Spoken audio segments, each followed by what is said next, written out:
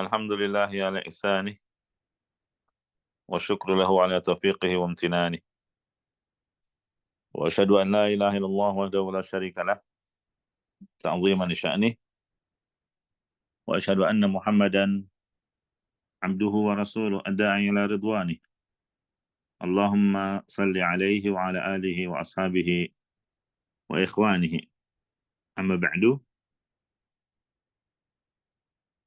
Alhamdulillah pada siang hari ini kita dapat melanjutkan pelajaran rutin kita dari kitab Arba'in An-Nawawiyah. Dan siang ini kita masuki hadis yang ke-17. Kewajiban berlaku ihsan pada segala sesuatu. Hadisnya dari Abu Ya'la, Shaddad bin Aus. Kita baca dulu hadisnya. An Abi Ya'la Shaddad bin Ausin radhiyallahu anhu an Rasulillahi sallallahu alaihi wasallam قال إن الله كتب الإحسان على كل شيء فإذا قتلتم فأحسنوا القتلة وإذا ذبحتم فأحسنوا الذبحة وليحد أحدكم شفرته وليره ذبيحته rawahu Muslim. Artinya hadis diriwayatkan dari Abu Ya'la Shaddad bin Aus, semoga Allah meridhoinya, dari Rasulullah sallallahu alaihi wasallam. Beliau bersabda, sesungguhnya Allah Subhanahu wa taala mewajibkan berbuat baik dalam segala hal. Jika kalian membunuh, maka bunuhlah dengan cara yang baik. Dan jika kalian menyembelih, maka sembelihlah dengan cara yang baik. Yaitu, hendaklah salah seorang di antara kalian menajamkan pisaunya, wal yurih dzabihatahu, dan hendaklah dia menenangkan hewan sembelihannya. Hadis riwayat Muslim. Ya, hadis yang sahih dari sahabat Abu Ya'la. Ini nama kunyah ya, Abu Ya'la. Shaddad bin Aus. Ini namanya Shaddad. Aus adalah nama ayahnya. Adapun beliau dari kabilah Khazraj. Khazraj itu salah satu kabilah penting di kota Madinah. Berarti dia adalah Al-Ansari, berasal dari Madinah. Dan beliau termasuk salah seorang sahabat yang mengumpulkan antara ilmu dan ibadah. Dikenal sahabat yang banyak ibadah kepada Allah Subhanahu wa taala. Makanya pernah dipilih oleh Khalifah Umar bin Khattab radhiyallahu an, itu ditunjuk sebagai bupati di kota Syam. Nah, dan Shaddad bin Aus, beliau wafat pada tahun 58 Hijriyah. Nah, itu tentang sahabat yang meriwayatkan hadis ini. Nah, Inna Allah katabal ihsana ala kulli syai'. Kata Nabi SAW, sesungguhnya Allah mewajibkan. Di sini disebut kataba. Kataba asal katanya menulis. Tapi yang dimaksud adalah mewajibkan. Nih, mewajibkan. Bukan Allah menulis takdir, bukan. Tapi Allah mewajibkan dalam urusan agama ini. Sama seperti di surat Al-Baqarah 183, ini ayat kita sering dengar, harus khususnya di bulan Ramadan ya. Ya ayyuhalladzina amanu kutiba alaikumus siyam. Di situ disebut kutiba. Hai orang-orang yang beriman, telah diwajibkan atas kalian. Di situ kutiba maksudnya diwajibkan atas kalian untuk berpuasa. Demikian juga di surat Al-Baqarah ayat 216, Allah berfirman, kutiba alaikumul qital. Artinya kutiba di situ maksudnya apa? Diwajibkan atas kalian berperang. Nah, itu makna kataba al-ihsan. Artinya Allah apa? Mewajibkan al-ihsan agar kita melakukan perbuatan yang baik.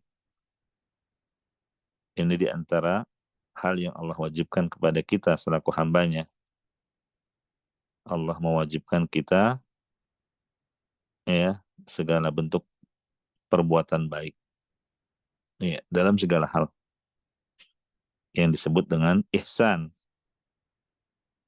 Nah, kemudian Nabi SAW memberikan contoh di antara bentuk perbuatan ihsan itu apa? Iya. Nah, namun eh, sebelum kita masuk ke dalam bentuk ihsan yang terkandung dalam hadis ini, ketahuilah bahwa ada beberapa bentuk ihsan. Iya, ada 3 lah. Ya. Yang pertama, ihsan terkait dengan hak Allah. Ihsan terkait dengan hak Allah. Bagaimana berbuat ihsan dalam hak-hak Allah? Yaitu kita beribadah kepada Allah, mentauhidkannya. Dan ketika beribadah, kita menghadirkan perasaan bahwa seakan-akan kita melihat Allah. Nah, ini udah tingkatan keislaman yang paling tinggi. Kalau sudah bisa mencapai derajat ihsan. An ta'budallaha ka'annaka tarahu. Engkau beribadah kepada Allah seakan-akan melihat Allah. Tapi kalau belum sampai kepada tingkatan itu, sulit. Ya, maka fa in lam takud tarahu fa innahu yarak. Hadirkan perasaan bahwa Allah sedang melihat kita sehingga kita bisa lebih khusyuk dalam ibadah, lebih serius, tidak main-main. Iya, demikian juga dalam aktivitas sehari-hari. Nah, dengan perasaan seperti ini menghadirkan perasaan bahwa seakan-akan kita dilihat oleh Allah, apa seakan-akan kita melihat Allah atau dilihat olehnya, maka kita akan beribadah dengan sungguh-sungguh. Iya. Sebagaimana kalian, ya, antum-antum kalau bekerja dan pekerjaannya merasa diawasi oleh atasan, tentu dia akan bersungguh-sungguh dalam pekerjaannya. Dia akan memberikan pekerjaan yang terbaik. Iya. Memang ini dalam hal ibadah pun demikian, tapi nggak mudah ya. Tapi ya berusahalah untuk bisa beribadah kepada Allah dengan menghadirkan perasaan seakan-akan kita melihat Allah. Ibadah yang diiringi dengan puncak kecintaan. Nah, itu jenis yang pertama. Ihsan di dalam menunaikan hak Allah Subhanahu wa ta'ala. Iya.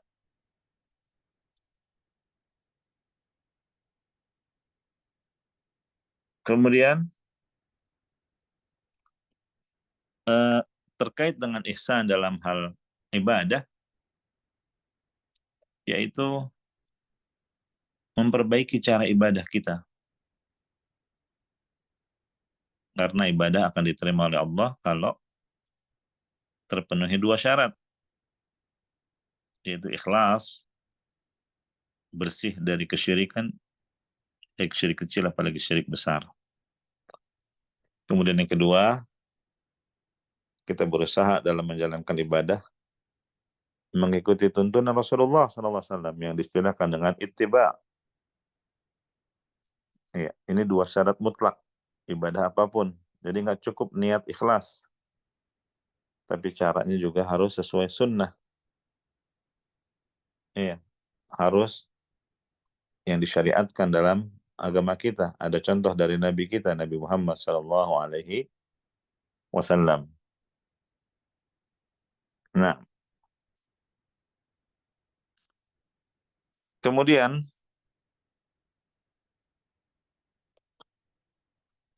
yang kedua, kalau tadi ihsan dalam hak Allah, selanjutnya adalah ihsan pada diri sendiri. Gimana ihsan pada diri sendiri? Yaitu tidak menzalimi diri. Iya. Jadi kita harus memperhatikan juga kebutuhan tubuh kita. Makanya tidur pun kalau diniatkan untuk memberikan hak tubuh, itu bernilai ibadah. Jangan sampai kita memaksakan diri atas satu kegiatan yang di luar kemampuan kita. Nah, Nabi SAW mengingatkan, alaikum ma tutiquna minal a'mal. Hendaklah kalian melakukan amalan yang kalian mampu untuk mengerjakannya. Fa inna Allah la yamallu hatta tamallu. Karena Allah itu tidak bosan sampai kalian sendiri yang bosan. Maksudnya apa? Ya kita tetap terus berusaha beramal, ya, tapi dalam batas kemampuan diri kita. Nah, memang ada sebagian orang yang Masya Allah yang punya semangat tinggi sehingga dia mengambil semua peluang ladang ibadah, tapi dia tidak mempertimbangkan batas kemampuannya. Akhirnya apa? Amalannya dikerjakan tanpa koridor syariat sehingga menjadi rusak. Padahal Nabi SAW pernah mengingatkan, Inna Allah Azza wa Jalla yuhibbu idza amila ahadukum amalan ayyutkinahu. Sesungguhnya Allah itu mencintai seseorang kalau dia mengerjakan satu pekerjaan secara profesional, gitu ya. Nah, jadi ini berbuat ihsan terhadap diri sendiri. Jangan sampai kita menzalimi diri sendiri. Pernah ada 3 orang sahabat yang bertanya kepada salah seorang istri Nabi SAW, Ummahatul Mukminin. 3 orang ini bertanya tentang gimana sih ibadahnya Nabi. Maka dijelaskanlah bagaimana kesungguhan ibadah Rasulullah SAW di rumah. Nah, setelah mengetahui ibadahnya Nabi seperti apa, akhirnya mereka bertekad, Aina nahnu minan Nabi? Gimana kita dibandingkan dengan Nabi SAW? Nggak ada apa-apanya. Padahal Allah telah mengampuni dosa beliau.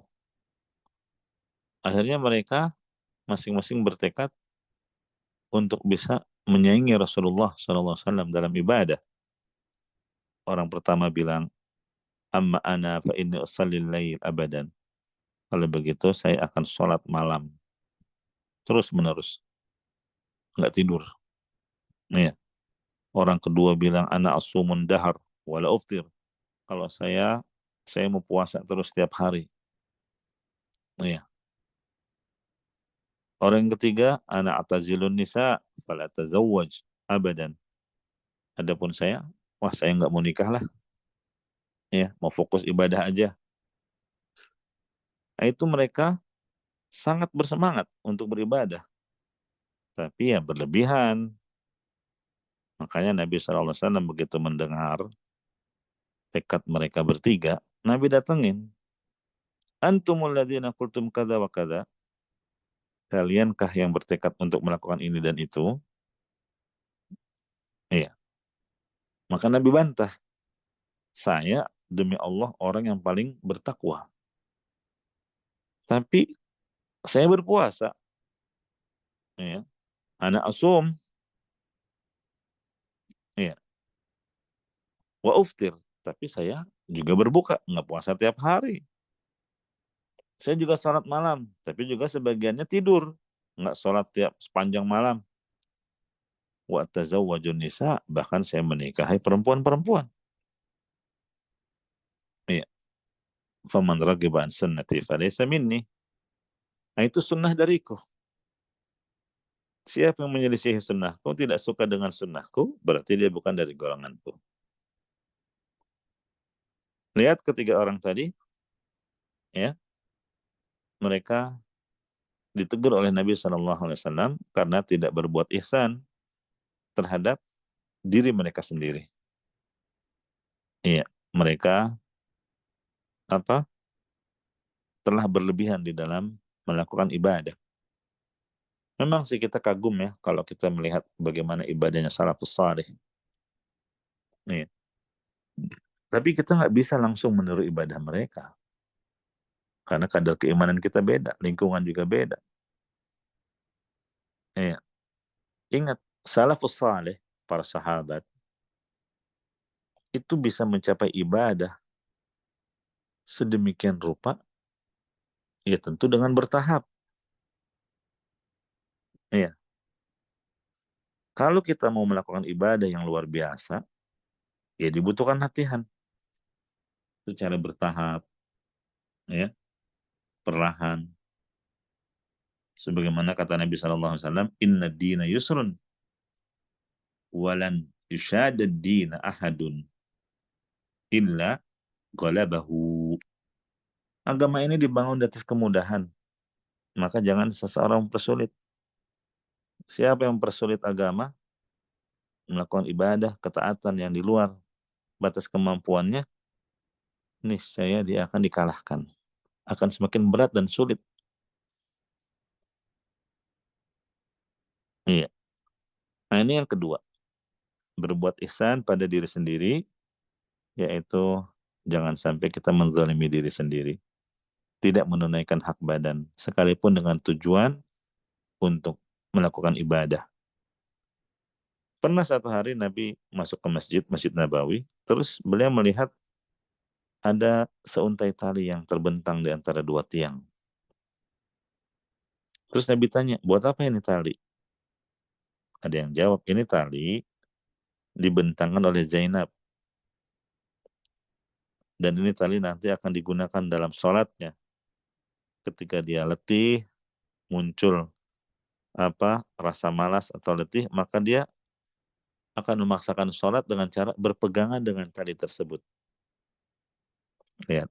Apa kata Nabi SAW? Khulluhu liyusalli ahadukum nasyatahu. Lepaskan. Lepas tali itu. Hendaklah salah seorang dari kalian kalau sholat, itu ketika kondisi semangat. Fa'idha kasila afatara fa'ad. Kalau memang dia letih, ada kemalasan, ya dia boleh duduk. Jangan maksain dengan berdiri. Ya, jadi ini syarat dari Nabi SAW bahwa seseorang dalam beribadah itu diukur sesuai dengan kemampuannya. Itu salah satu contoh berbuat ihsan terhadap diri sendiri, sekalipun dalam rangka ibadah kepada Allah. Jangan sampai menzalimi diri ini. Itu jenis yang kedua, ya. Adapun yang ketiga, berbuat ihsan kepada orang yang dekat dengan kita. Kepada kedua orang tua kita, ibu kita, ayah kita, istri kita, suami, anak-anak, kerabat, dan yang lainnya. Ini kita harus menunaikan kewajiban-kewajiban. Karena mereka pasti punya hak yang menjadi kewajiban kita. Kita tunaikan kewajiban itu dengan sebaik mungkin. Ya. Nah, adapun contoh perbuatan ihsan yang Nabi sebutkan di hadis ini, فَإِذَا قَتَلْتُمْ فَأَحْسِنُوا الْقِتْلَةَ. Jika kalian membunuh, maka bunuhlah dengan cara yang baik. Ya. Jadi memperbaiki cara membunuh. Iya. Jemaah azanillahu wa iyyakum, yang namanya membunuh, ya tentu orang kalau sudah terbunuh ya udah dia akan mati. Dia nggak bisa merasakan apa-apa lagi. Gitu kan? Tapi meskipun demikian, ternyata agama kita mengajarkan kita adab dalam membunuh. Iya, tentunya orang-orang yang memang berhak untuk dibunuh. Iya, misalnya membunuh di medan perang karena memang layak diperangi mereka, orang-orang kafir harbi misalnya. Dan sepakat manusia, orang yang membunuh di medan tempur, di medan jihad, itu dianggap sebagai pahlawan. Iya kan? Bukan dianggap sebagai pengecut, dianggap pahlawan yang membela negara, membela agama. Ini menunjukkan pembunuhan dalam hal medan tempur itu dibolehkan. Begitu juga misalnya membunuh orang karena murtad. Ini dibolehkan sebagaimana kata Nabi SAW, "Man baddala dinahu faqtuluh." Siapa yang mengganti agamanya alias murtad, bunuhlah dia. Tapi tentu yang menegakkannya pemerintah ya. Apalagi kisos misalnya, hukuman mati bagi orang yang melakukan apa pembunuhan dengan sengaja terhadap orang yang tidak layak untuk dibunuh. Ini kisos namanya. Iya. Ya ayyuhalladzina amanu kutiba alaikumul qisasu fil qatla. Hai orang yang beriman, diwajibkan atas kalian untuk melakukan kisos pada orang-orang yang terbunuh, orang-orang yang dibunuh. Maka si pelaku dibunuh lagi. Atau contoh yang lain, misalnya orang berzina dan dia muhsan, sudah menikah. Iya. Orang yang sudah menikah terus berzina kan dirajam. Iya. Nah, ini semua contoh-contoh pembunuhan yang dibolehkan. Tapi di sini kata Nabi, lakukan dengan cara yang terbaik. Lakukan dengan cara yang terbaik, yaitu dengan cara yang paling cepat. Iya. Sehingga apa? eh, Tidak membuat orang itu ketakutan dulu. Iya. Atau dengan cara yang menyiksa. Ini nggak boleh. Nah, bahkan tadi kita sebutkan di dalam peperangan, itu orang yang berhasil membunuh disebut sebagai pahlawan. Iya kan? Tapi dalam Islam ada adabnya dalam perang. Di antaranya tidak membunuh bayi, nggak boleh membunuh anak-anak, nggak boleh membunuh wanita, orang tua. Iya kan? Kata Nabi SAW, la taqtulu syaikhan. Jangan kalian membunuh orang tua. Iya. Wala tiflan, jangan bunuh anak kecil. Wala mra'atan, jangan membunuh kaum perempuan. Kecuali kalau memang mereka ikut menyerang juga ya. Ada anak kecil terlatih, ada kaum perempuan terlatih. Nah, ini lain lagi. Kalau mereka terlatih ada sebab ya yang membolehkan dia pun dibunuh. Iya. Kadang ada ya sebagian perempuan karena dia terlatih termasuk bagian dari pasukan musuh. Dan mungkin dia punya kemampuan yang lebih baik daripada sebagian tentara laki-laki. Nah, kalau ada perempuan seperti ini tetap boleh dibunuh. Ya, jadi yang dimaksud dalam hadis tadi kalau perempuan, anak-anak, orang tua yang memang mereka tidak ikut campur, nggak ikut berperang, ini nggak boleh dibunuh dalam agama kita. Iya. Makanya Nabi SAW ketika akan melepas pasukan perang, itu beliau berpesan, Ughzu bismillah, berperanglah kalian atas nama Allah, bukan atas nama organisasi, kelompok tertentu. ya, suku tertentu, tidak. Kita berperang itu dalam rangka menegakkan kalimatullah fi sabilillah. Qatilu man kafara billah. Perangilah orang yang kafir kepada Allah. Ugzu wala tagullu. Berperanglah, tapi jangan kalian melakukan kecurangan. Gulul, yaitu merampas harta orang kafir, tapi belum dibagikan. Nggak boleh. Wala tagdiru, jangan berkhianat. Kalau ada kesepakatan, jangan dikhianati. Wala tamsulu, jangan memutilasi musuh. Ya. Wala taqtulu walidan, jangan juga membunuh anak kecil. Ini semua salah satu merupakan bentuk ihsan terkait dengan pembunuhan. Seperti yang Nabi katakan, fa idza qataltum fa asinul qitlah. Kalau kalian membunuh, maka bunuhlah dengan cara yang baik. Itu Islam, indah. Beda dengan orang-orang kafir. Ya, lihat, mereka itu kalau udah ngebunuh, naudzubillah, caranya sangat bengis. Ya, kadang mereka membakar, mencincang, merobek, memutilasi, membunuh anak kecil, nggak pandang bulu mereka. Padahal itu semua tidak diperbolehkan dalam agama kita. Kalau mereka nggak tahu aturan mereka. Lihat tuh buktinya, contoh Abu Jahal, dengkotnya orang kafir. Ya, banyak kaum muslimin sangat jengkel terhadapnya. Tapi ketika dia mati terbunuh di medan perang Badar, nggak ada tuh satupun sahabat yang kemudian berbuat zalim terhadap tubuhnya Abu Jahal. Iya, dimutilasi, dikencingi, disayat-sayat. Enggak boleh. Ya. Nah, kemudian jamaah rahimani wa rahimakumullah,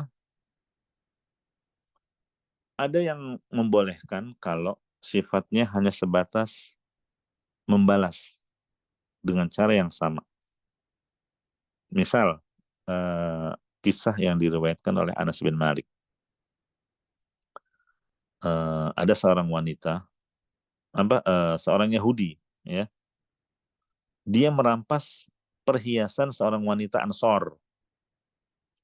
Ya, kan kaum muslimin bertetangga dengan Yahudi tuh. Yahudi banyak di Madinah. Nah, ini Yahudi merampas perhiasan wanita Ansor dan membunuh dengan cara apa? Menjepit kepala wanita tersebut dengan batu. Mati dia. Akhirnya setelah diketahui siapa pelakunya, oh ternyata si Yahudi.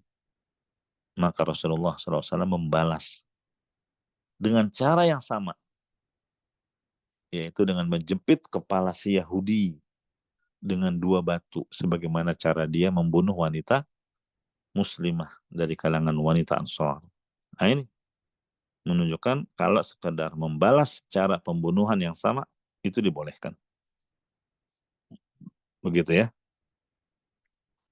Demikian juga dengan kisahnya Uraniyin, ya, yaitu sekelompok orang dari suku Urainah yang mereka datang ke Madinah terus sakit, ya, karena kondisi cuaca yang mereka nggak cocok di Madinah.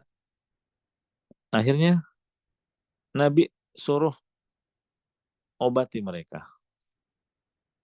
Iya. Nabi kasih keringanan. Silakan datang nih tuh. Ada unta-unta yang merupakan zakat. Silakan minum susunya dan minum juga air kencingnya sebagai obat. Akhirnya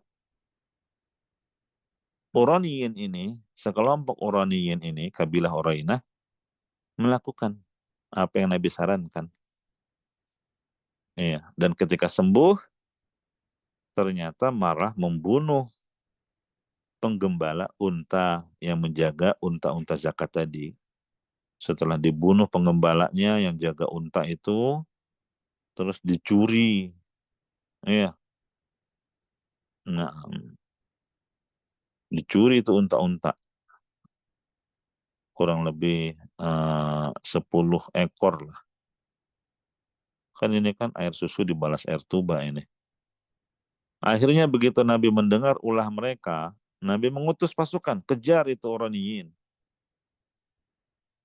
Ya, begitu tertangkap, dibawa ke hadapan Nabi untuk dihukum. Apa yang Nabi lakukan? Nabi SAW memotong tangan dan kaki mereka secara bersilangan. Tangan kanan dipotong, kaki kiri dipotong. Terus mata mereka dicungkil dengan besi panas. Terus mereka dijemur di bawah terik matahari. Dan juga mereka ditindih dengan batu. Nah ini Nabi lakukan. Sebagai bentuk apa? Membalas cara membunuhnya mereka terhadap si penggembala unta tersebut. Jadi mereka apa? Bukan hanya sekedar membunuh penggembalanya, tapi mereka sakiti penggembala itu, dibunuh dengan cara sadis, kejam. Maka dibalas oleh Nabi dengan cara seperti itu pula. Nah, intinya apa? Kalau dalam rangka membalas cara pembunuhan dengan cara yang sama itu dibolehkan. Walaupun ini ada khilafiyah ya. Ada yang menganggap bahwa oh itu sudah dihapuskan ya, dimansuh dengan hadis ini. Wallahu a'lam ya, mana yang lebih kuat. Intinya ada larangan dari Nabi SAW ya, nggak boleh membunuh dengan cara yang sadis. Ya. Wa idza qataltum fa ahsinul qitlah. Kalau kalian membunuh, maka bunuhlah dengan cara yang baik. Iya. Kemudian yang kedua, wa idza dzabhtum fa ahsinul dzibhah. Kalau kalian menyembelih, nah ini hewan-hewan yang boleh disembelih. Fa ahsinul dzibhah, sembelihlah dengan cara yang baik. Disuruh untuk berbuat ihsan terhadap hewan sembelihan sekalipun. Gimana caranya berbuat ihsan? Ya, pertama menyembelihnya dengan cara yang benar. Iya, dengan apa? Merobohkannya, menggorok lehernya. Iya, gitu kan? Terus menajamkan alat pisaunya yang akan digunakan untuk menyembelih. Terus berusaha supaya hewan-hewan lain yang masih hidup jangan melihat proses penyembelihan itu. Ini yang kadang dilanggar ya kalau pelaksanaan Idul Adha. Iya, ini kambing-kambing atau sapi yang belum disembelih kadang menyaksikan teman-teman mereka yang sedang disembelih satu persatu. Nah, ini nggak menjalankan hadis ini. Nggak boleh. Kita berusaha supaya hewan sembelihan yang lain tidak melihat teman yang disembelih. Begitu juga jangan buru-buru menguliti hewan, langsung digantung, disayat. Tunggu dulu sampai benar-benar itu hewan sudah mati. Iya. Nah, itu yang dimaksud fa'ahsinu dzibhah. Kalau nyembelih, sembelihlah dengan cara yang baik. Iya. Hewan juga punya perasaan. Iya. Nah, ini kadang kita saksikan ya. Misalnya menyembelih sapi. Ya, itu jangan sampai yang lain menyaksikan temennya yang lagi disembelih. Akhirnya apa? Terbukti kan. Banyak yang pada akhirnya sapi itu jadi emosi, jadi marah, ngamuk. Iya, itu kalau yang kuat. Ada juga yang karena saking lemahnya mungkin nggak bisa ngamuk, terlihat dia menangis. Ya, kenapa? Ya karena dia lihat temennya yang disembelih di hadapan dia langsung. Nah ini nggak boleh. Ya. Jangankan menyembelih, ngasah pisau aja nggak boleh di hadapan dia. Nabi SAW pernah menegur salah seorang sahabat yang mau menyembelih kambing, ya, itu kambing sudah direbahkan, dirobohkan, terus dia baru ngasah pisau. Sementara mata kambing itu melirik ke arah pisau yang sedang diasah. Nabi tegur dia, kenapa kamu nggak ngasah sebelum ini? Apa kamu pengen membuat itu hewan mati 2 kali? Gitu. Ditegur oleh Nabi SAW. Iya. Nah, jadi itu kata Nabi SAW, فَإِذَا ذَبَحْتُمْ فَأَحْسِنُوا الذِّبْحَةَ. Kalau menyembelih, sembelih dengan cara yang baik. Dan sembelih oleh orang yang memang ahli, yang punya kepandaian dalam menyembelih, khususnya sapi ya. Sapi. Kalau kambing, apalagi ayam biasanya banyak yang bisa. Tapi kalau sapi, nah ini kan butuh latihan. Iya, jangan dijadikan ajang coba-coba, ya. Jangan. Latihan ada ikut training dulu, boleh.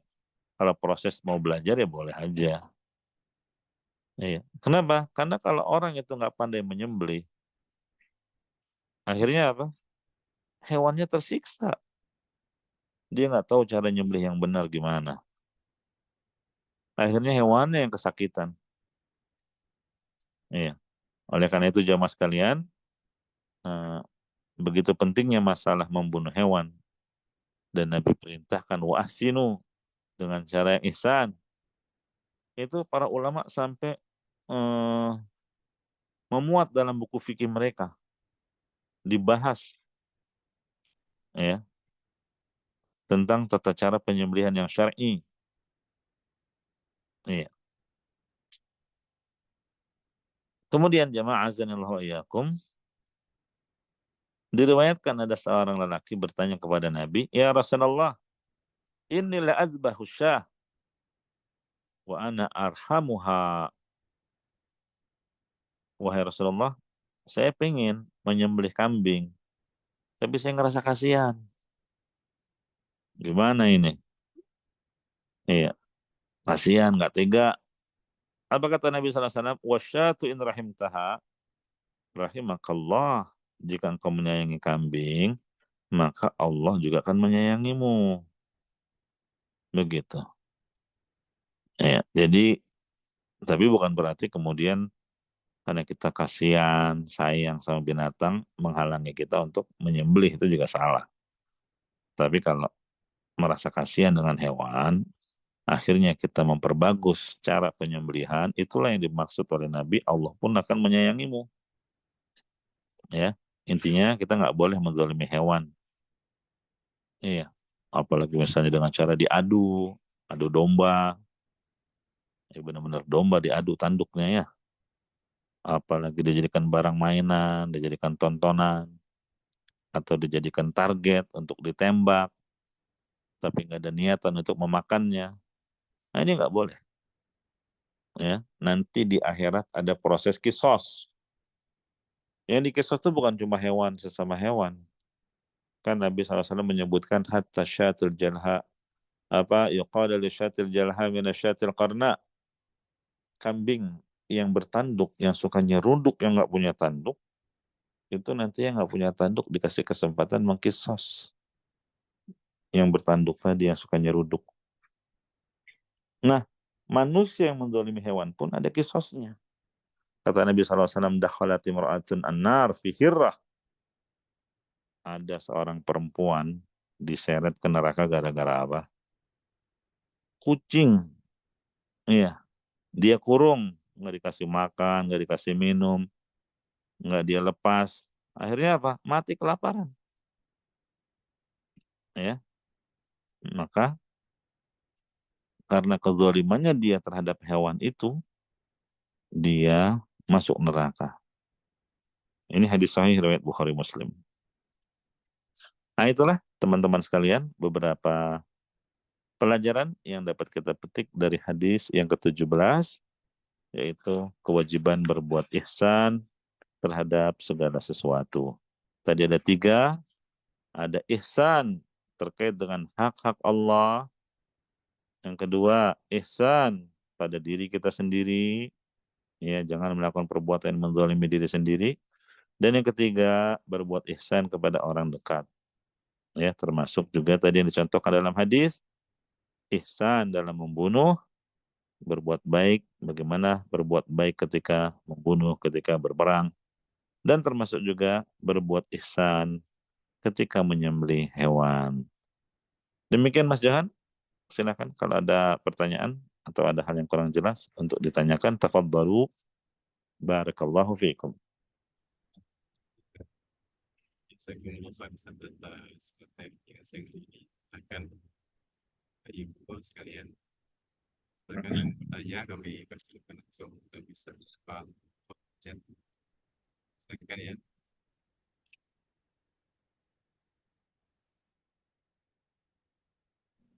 Assalamualaikum, boleh nanya langsung nggak ya Pak? Boleh Ibu, silakan. Oke, Assalamualaikum warahmatullahi wabarakatuh, Pak Ustadz. Saya tertarik tadi yang mengatakan kalau ada yang murtad boleh dibunuh. Itu pernah dilakukan atau tidak sebenarnya? Soalnya kan ada juga yang sudah murtad terus akhirnya masuk Islam lagi. Sementara kan kita sekarang ini ada di luar, di Eropa sama di Amerika banyak yang masuk Islam, tapi ada juga kalau yang di sebelah timur ini banyak yang murtad gitu. Maksud saya di dalam Al-Quran dikatakan kita harus banyak memberi maaf terhadap kesalahan orang lain. Itu bagaimana Pak?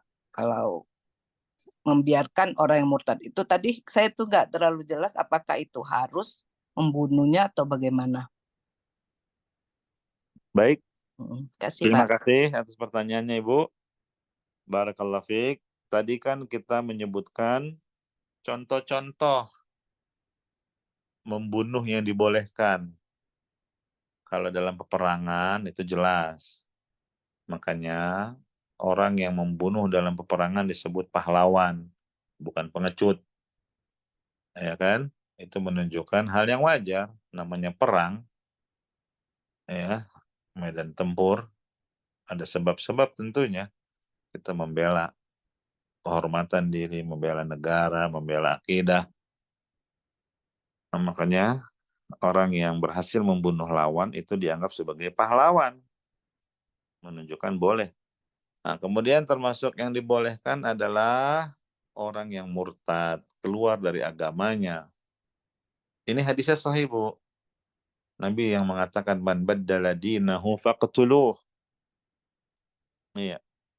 Dan itu dilakukan di masa Rasulullah SAW dan para sahabat. Tapi bertahap, ada proses, Bu. Pertama yang harus dipahami, yang melakukannya adalah pemerintah. Iya, pemerintah Islam. Iya. Ada proses, enggak langsung orang murtad dibunuh, enggak. Tapi diberi kesempatan untuk taubat. Ya, 3 hari. Itu pun ada semacam apa? Nasihat. Pemerintah mengirim dai, ya, untuk menghilangkan syubhat-syubhat di kepalanya. Dia murtad mungkin ada sebab-sebab. Ya, kena kerancuan berpikir, terkena syubhat. Ini dihilangkan syubhatnya. Ditanya apa sebab murtadnya. Nah, kalau dia kembali menjadi muslim, ya nggak jadi dibunuh. Itu harapan kita. Tapi kalau subhatnya sudah terpatahkan, argumentasi juga sudah jelas, hujah sudah tegak, dia tetap ngeyel. Nah, ini ibarat benalu dalam tanaman. Kalau dibiarkan, benalu kan akan merusak, Bu. Makanya benalu harus disingkirkan untuk tumbuh dengan baik tanaman itu. Nah, itu ilustrasinya. Demikian, wallahu a'lam. Barakallahu fiik.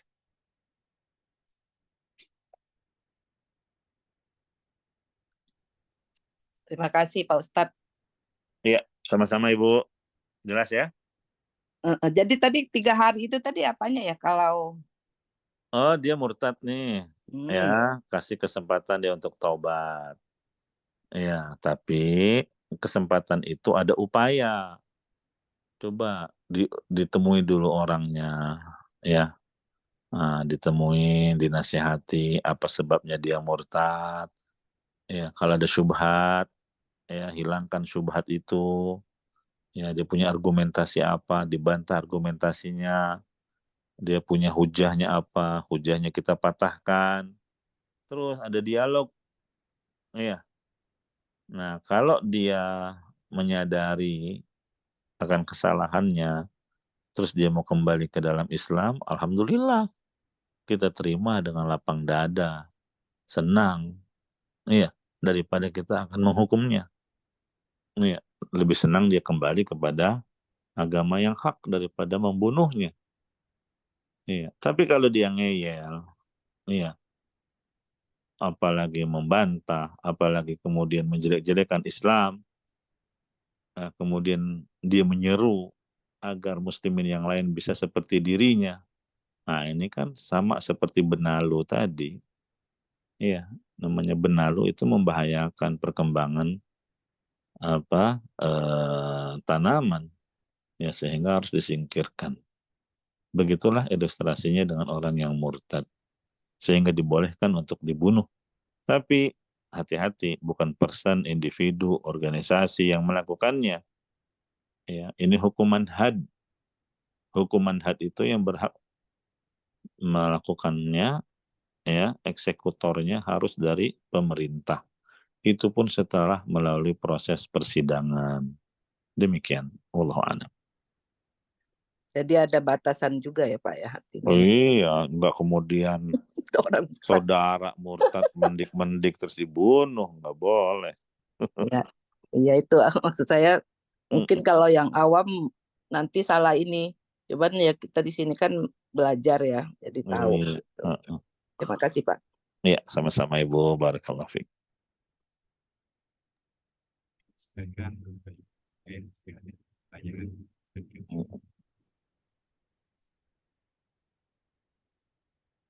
Tadi ini tadi tertarik dengan mendolimi diri sendiri tadi. Itu kalau ini misalnya apakah termasuk mendolimi diri sendiri itu membiarkan diri kita misalnya balas-balasan tidak beribadah bagi itu, apakah termasuk itu? Oh iya, betul. Itu orang yang menzalimi diri tanpa sadar. Iya. Menzalimi diri tanpa sadar, meninggalkan kewajiban yang Allah wajibkan atasnya. Iya. Ya ibarat antum lah. Iya. Makan gaji buta, udah dikasih gaji sebulan sekian puluh juta.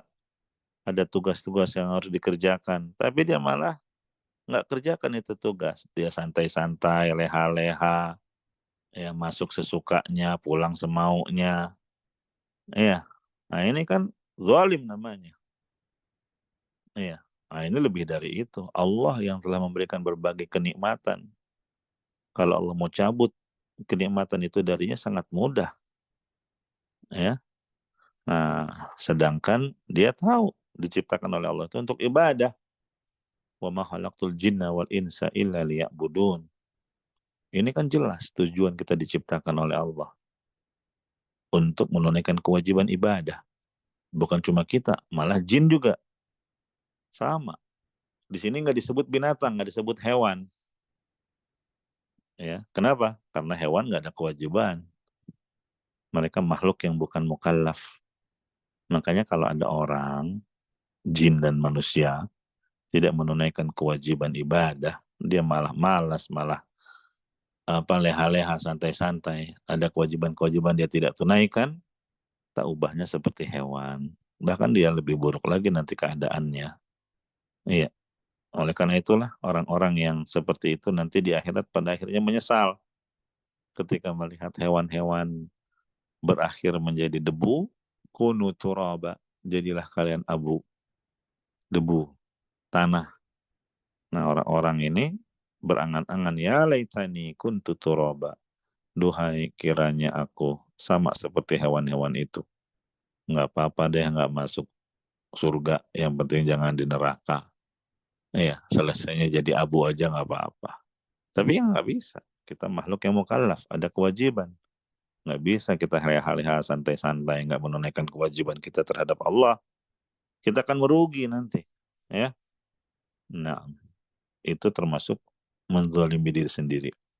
Oleh karena itu dibahasakan dalam Al-Quran, orang yang meninggalkan kewajiban, orang yang melanggar larangan, itu dibahasakan zalimun li anfusihim. Mereka menzalimi diri mereka sendiri. Kenapa? Karena konsekuensi dari dosa, maksiat, apakah berupa melanggar larangan atau meninggalkan kewajiban, mereka akan disiksa karenanya. Ada pertanggungjawaban. Nah, jadi dia disiksa bukan karena Allah kejam, bukan. Karena dia sendiri yang menjadi sebab dia dihukum seperti itu. Ya. Nah, barakallahu fiik. Atas pencerahannya. Silakan Bapak Ibu. Ada masih ada pertanyaan, kita masih di sekitar 7 menit lagi nih. 13.45 lagi.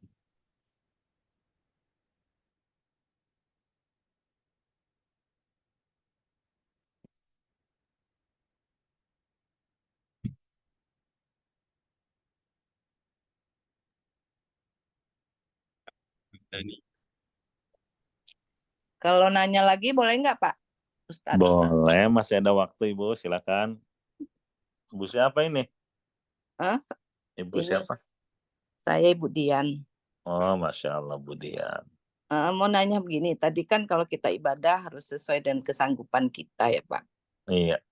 Batasan sanggup itu bagaimana? Soalnya kan setan paling seneng ganggu.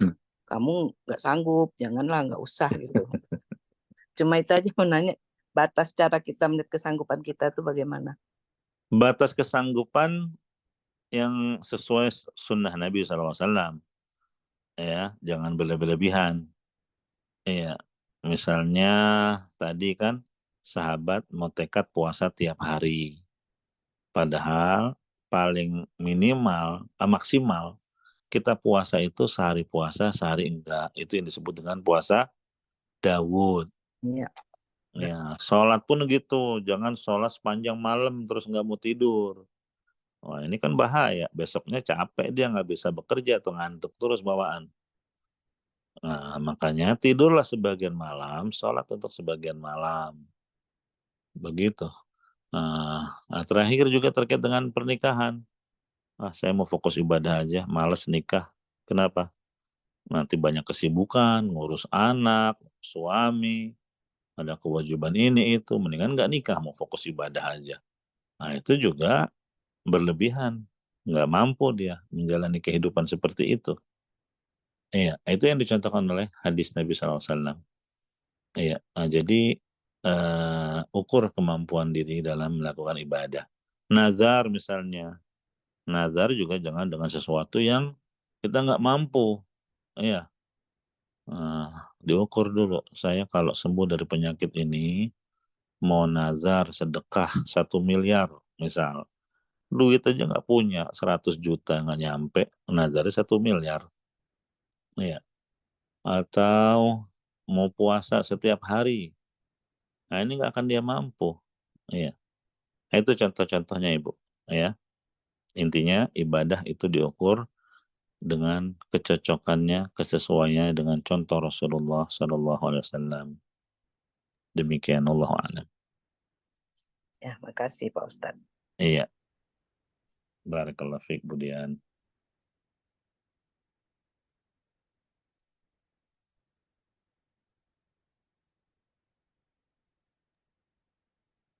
Ya, yang dari Budian tadi sebenarnya kalau kesanggupan itu harusnya ini melatih diri kita sedikit demi sedikit. Misalnya selamat malam ya, malam ini 2 rakaat aja lah gitu ya. Oh iya, Gitu ya, tadi kan kita singgung para salaf demikian hebat ibadah mereka itu nggak sekaligus, bertahap, proses. Nah, kita jangan nggak biasa puasa, ya puasanya cuma Ramadan aja, setelah Ramadan pereknya liburnya panjang, tiba-tiba ini bulan istimewa nih ya, bulan Rajab. Terus tiap hari puasa misal. Ya KO nanti dia. Iya. Sholat malam pun begitu. Oh ini malam Jumat nih. Ya malam Jumat bulan Rajab nih. Saya mau sholat 20 rakaat. Habis itu KO dia. Nggak sholat lagi. Iya. Padahal untuk menjadi hebat itu bertahap. Ya, sebagaimana anak tangga untuk naik ke puncak yang atas ya harus setahap. Setahap demi setahap.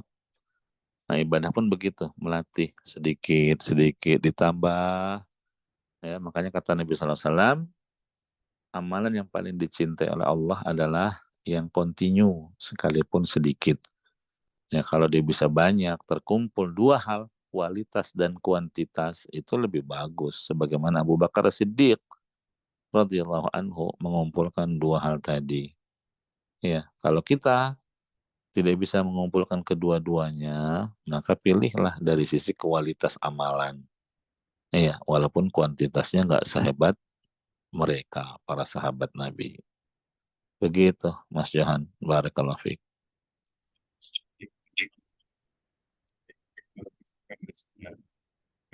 Kerajaan kita seperti hitamnya dia langsung kita kajian siang ini apa tahu.